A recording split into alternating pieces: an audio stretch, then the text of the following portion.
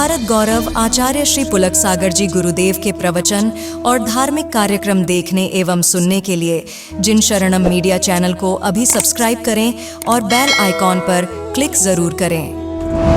कबीर थे बहुत बड़े संत,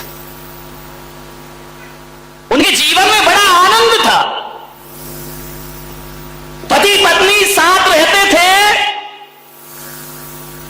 लेकिन कबीर के घर में कभी झगड़े नहीं हुआ करते थे। पड़ोस वाले हैरान हो गए, ऐसा तो कोई घर नहीं होगा जहां पति पत्नी झगड़ा नहीं करें। लड़ाई तो होती होगी बिना सिर पैर की, लेकिन लड़ाई तो होगी ना। पति पत्नी का झगड़ा कोई सीरियस झगड़ा थोड़ी होता है। एक बार क्या हुआ, पति पत्नी में झगड़ा हो गया, दोनों तलाक लेने पहुंच गए मजिस्ट्रेट के पास। मजिस्ट्रेट ने कहा भाई पति पत्नी एक बार और सोच लो, ये झगड़ा मत करो, एक हो जाओ दोनों। बोले नहीं नहीं, अब तो तलाक होगी, चाहे कुछ भी हो जाए, अब हम साथ नहीं रहेंगे। अरे तो मजिस्ट्रेट ने कहा थोड़ा और सोच लो, तलाक मत लो। बोले नहीं, तलाक दीजिए, मैं इस आदमी के साथ एक पल भी नहीं रह सकती हो। तो मजिस्ट्रेट ने कहा फिर ऐसा करो, तुम्हारी संपदा का आधा आधा बंटवारा कर लेते हैं, आधा पत्नी को दे दो, आधा तुम ले लो। बोले ठीक है बांट दो। सारी संपदा बट गई। लड़का एक ही था, बोले इसको कैसे बांटे, आधा आधा कैसे करे कि आधा लड़का तू ले ले, आधा लड़का तू ले ले। पति ने पत्नी को देखा, पत्नी ने पति को देखा। बोले यार ये तो बड़ी समस्या खड़ी हो गई कि लड़का एक है, बंटवारा बराबर से नहीं होगा। पत्नी ने पति का हाथ पकड़ा, बोले चल घर। बोले क्यों? बोले अगले साल आएंगे। ऐसा तो पति पत्नी का झगड़ा अब एक साल और निभाएंगे, एक और हो जाने दो, बराबर का बंटवारा होना चाहिए। तो पति पत्नी के झगड़ों में ज्यादा सीरियस मत होना, ये तो लड़ते भी हैं और मिलते भी हैं, चलते रहता है इनका। विचार करिए आप, ऐसा कोई घर नहीं है जिस घर में पति पत्नी में झगड़े ना हो। सब जगह झगड़े होते हैं, कबीर के घर में ऐसा नहीं था। बरसों से कबीर अपनी पत्नी के साथ रहता था, लेकिन कबीर ने कभी झगड़ा नहीं किया, पत्नी ने कभी झगड़ा नहीं किया। एक जिज्ञासु ने पूछा कि ऐसा कोई है इस धरती पर जिसके घर में झगड़े ना हो? तो कहा कबीर का घर ऐसा है जहां पति पत्नी कभी नहीं लड़ा करते हैं। जिज्ञासु ने कहा मैं चल के देखता हूं। जैसे ही पहुंचे कबीर के झोपड़े में, कबीर रुई धुनक रहे थे। कबीर से जुलाहा रुई धुनक रहे हैं। जाके जिज्ञासु ने पूछा कि कबीर जी, हमने सुना है कि आप पति पत्नी में कभी झगड़े नहीं होते। कबीर ने कहा यार लड़ने की क्या बात है, मुझ में राम, तुझ में राम, सब में राम समाया है। कर लो सभी से प्यार, यहां पे कोई नहीं पराया है। सब में तो राम है, लड़ना क्यों? बोली नहीं कबीर, कारण बताओ कि तुम दोनों में झगड़े क्यों नहीं होते? अरे झगड़े तो भाई भाई में हो जाते हैं, भाई बहन में हो जाते हैं, मां बेटे में झगड़े हो जाते हैं, आप दोनों में झगड़े नहीं होते? बोले नहीं, हम लोग कभी नहीं लड़ते हैं। कबीर से पूछा वो मंत्र बताओ कि हम भी अपने घर में ना झगड़े।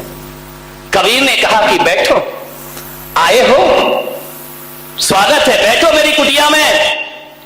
कबीर ने अपनी पत्नी को आदेश किया कि अरे भाग्यवान, सुनती है? दोपहर के 12 बज रहे थे। कबीर ने कहा लालटेन जला के ला। पत्नी आई, लालटेन जलाई और रख दी। जिज्ञासु ने कहा पागल है क्या ये, इसीलिए झगड़े नहीं होते? लगता है कबीर तो पागल है ही, कि पत्नी महापागल है। दोपहर को 12 बजे आंगन में, खुले आंगन में इतनी धूप में लालटेन मंगा रहा है, और पत्नी ने लालटेन लाके रख दी। उसने पूछा भी नहीं कि लालटेन का क्या करोगे। लाई और लालटेन रख के पत्नी चुपचाप चली गई। कबीर ने कहा उत्तर मिल गया। अरे उत्तर, पागल लग रहे हो दोनों, पागल। कबीर ने कहा पागल ही समझो। कबीर ने कहा ठहर, अभी उत्तर नहीं मिला तुझे। पत्नी को कहा कि अरे भाग्यवान, 2 गिलास दूध लेकर आ। पत्नी गई, दूध के 2 गिलास लाई, एक कबीर के सामने रखा, एक जिज्ञासु के सामने रखा। कबीर ने दूध का गिलास उठाया, गटागट गटागट दूध पी गए और आनंद के साथ पी गए। जिज्ञासु को कहा कि तुम भी पियो। जिज्ञासु ने जैसे ही मुंह में लिया, दूध थूक दिया उसने। बोले ये दूध है क्या? ये पागलों का घर है, पागलों का। कबीर ने कहा उत्तर मिल गया। बोले ये क्या उत्तर है? ये तेरी पत्नी पागल है क्या? बोले क्या? बोले दूध में नमक डाल के लाई है, शक्कर डालना चाहिए, चीनी डालना चाहिए, नमक डाल के लाई है। कबीर ने कहा उत्तर मिल गया। अरे बोले ये कोई उत्तर है क्या? कबीर ने कहा तो सुन, जाते जाते उत्तर सुन के जा। हम दोनों पति पत्नी के बीच में प्रेम है, ध्यान रखना।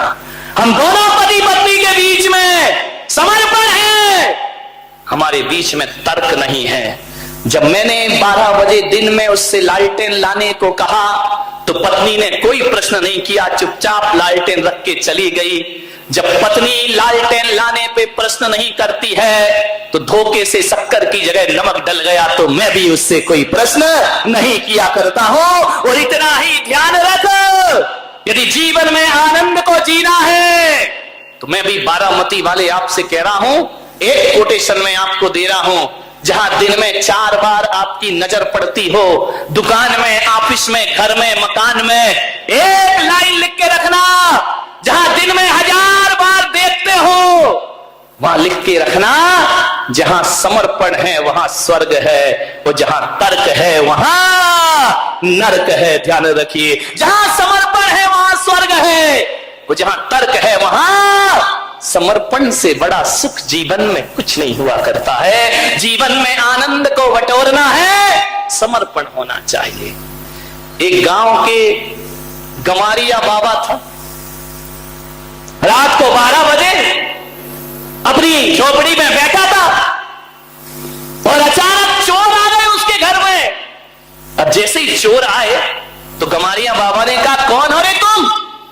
बोले हम चोर हैं। तो चोरों ने पूछा बाबा तुम कौन हो? बोले हम भी चोर हैं। अरे बोले चोर चोर मौसे रे भाई। बोले तू भी चोर और हम भी चोर। बोले उन चारों चोरों ने कहा कि बाबा अब तो अपनी खूब जमेगी। अरे बोले बहुत जमेगी, तू भी चोर और मैं भी चोर। तो बोले क्या करें? बोले बाबा थोड़ी सी सहायता करो। बोले क्या सहायता करें? बोले मेरे साथ वृंदावन में चोरी करने के लिए चलिए। बाबा गमारिया बाबा ने कहा चलो यार आज चोरी करते, मजा आ गया जिंदगी का। चारों चोरों को लेकर गमारिया बाबा वृंदावन पहुंचा।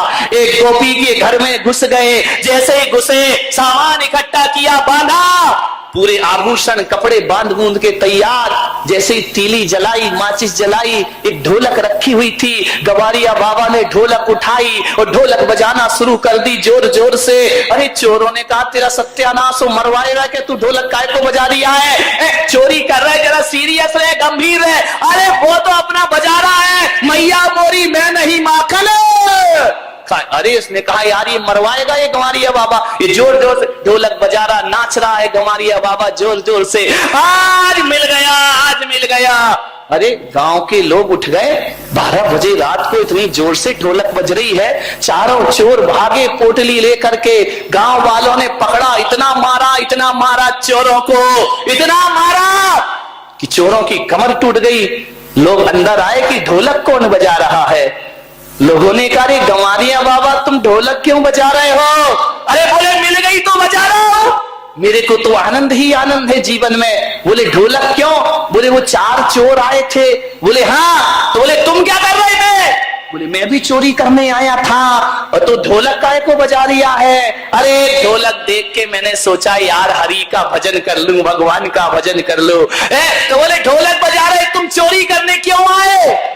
बोले वो 4 चोर क्या चुरा के ले गए? अरे बोले आभूषण ले गए, कपड़े ले गए। अरे गमारिया बाबा ने कहा सत्यानाश मेरी बुद्धि का।